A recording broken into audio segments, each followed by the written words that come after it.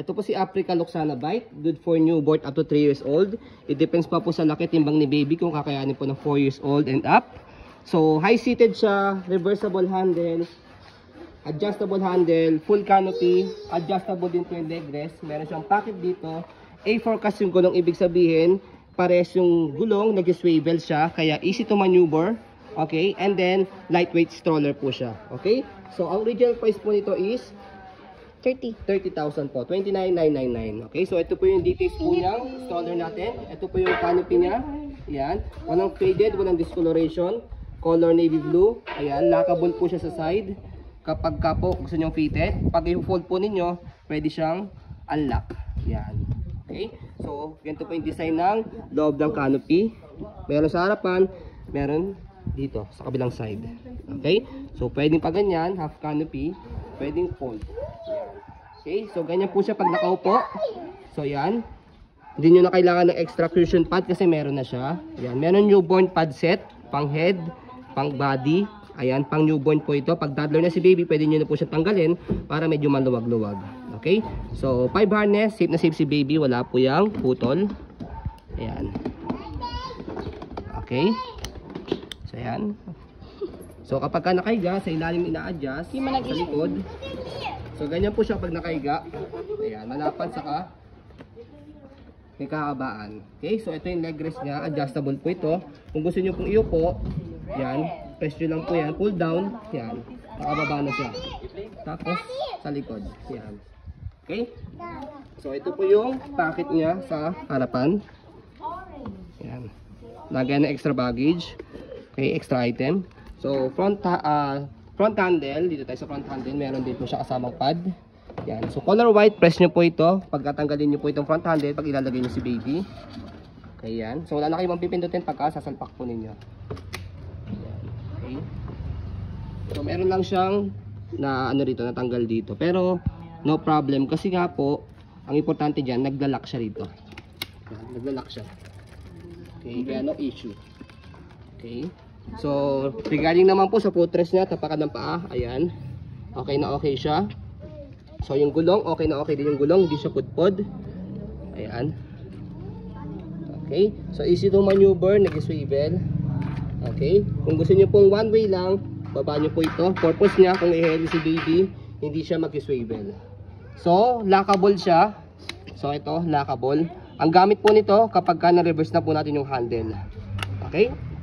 So regarding po sa body frame, ito po yung body frame sa right side, color white po siya. Hindi siya nanililaw, means hindi overuse.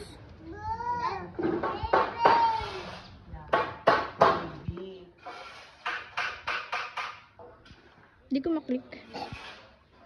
Yan. Regarding sa likod, unahin natin yung gulong. Okay na okay din, hindi siya pudpod. So, lock or stopper. Ayan, okay. So yan. Angat lang po para mag-go. So, basket, okay na okay siya.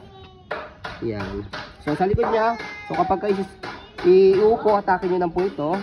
Pag gusto nyo na po semi-recline, shoot lang daliri nyo rito kalahati. Semi-recline, fully recline hanggang dito sa gabi. Okay? So, yan. Tapos, bubaba nyo. So, regarding naman po sa likod, yan, hindi siya mainit kasi meron siyang air through dito. Yan. Airways. Yan, airways. So, body frame sa left side, ayan po yung details. Hindi rin siya naninilaw, means hindi overuse. Hindi makita yung white frame.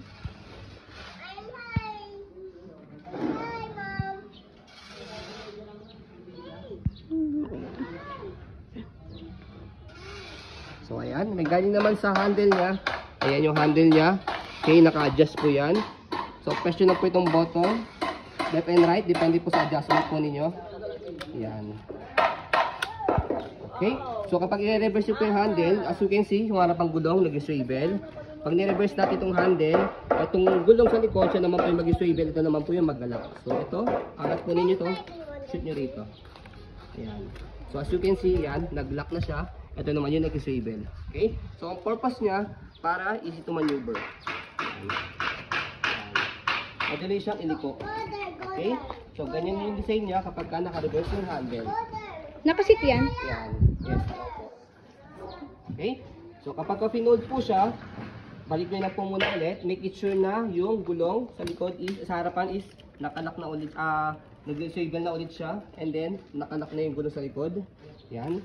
So, one hand open, one hand fold lang po ito. Kahit hawak ko si baby, kaya nyo po siyang i-operate. So, fold nyo na po muna po yung canopy. Kailangan nakaupo. Then, slide. Kailangan nakalock, naka-red, unlock. Press yung ilalim. Okay? Kasi kapag naka-lock, hindi nyo mapipress yung ilalim. Slide press, tapos angat lang yung likod, and then pull down. Okay? So, yan. So, kapag naman po i-open siya, natatayo yan by the way. So, ayusin lang natin itong gulong. Yan. Okay? So, kapag i-open siya, so, ganun lang, then, press, angat, tapos, buka. Angat, tapos buka.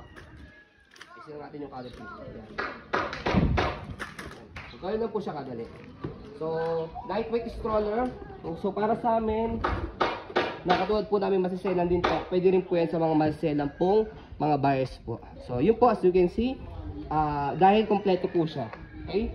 So, ayan po, as you can see, very details po kami mag-video. Kasi ang shop policy po namin, no refund, no exchange. What you see is what you get. So, yun po, maraming salamat. Have a nice day and God bless po.